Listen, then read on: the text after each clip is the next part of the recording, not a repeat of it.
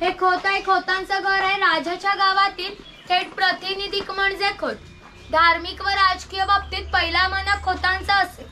खोत गावचा प्रमुख असे. गावात न्यायदान करणे, महसूल गोळा करणे, कायदा व सुव्यवस्था सांभाळणे इत्यादी कामे खोतांची असे. खोत लोक जमीनदार असतात. सर्वसामान्यपणे सुखवस्तू असे.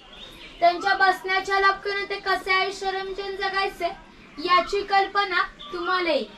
ही खोतांची बायको कोकणी स्त्रिया सुंदर होत्या, शूरही होत्या, परंतु त्यांना स्वातंत्र्य नव्हते.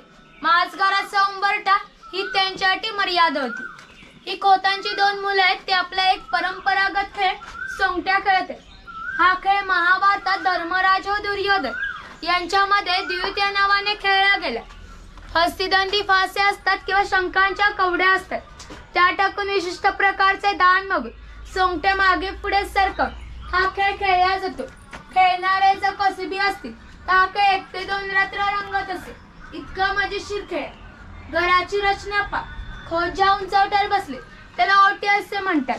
गावातील मान्यवर लोक ओटीवर बसायचे. ही समोर आहे ती पडवी. सर्वसामान्यांनी पडवीला बसायचे. खोतांच्या उजव्या बाजूला आहे देवघर. खोतांच्या डाव्या बाजूला आहे स्वयंपाकघर. खोतांच्या मागे आहे माजघर म्हणजेच पूर्वीची बेडरूम. घराचे छप्पर पा. वरती छोटे छप्पर, मध्ये गॅप, त्याखाली मोठी छप्पर. कोकणात फार उष्णता असते.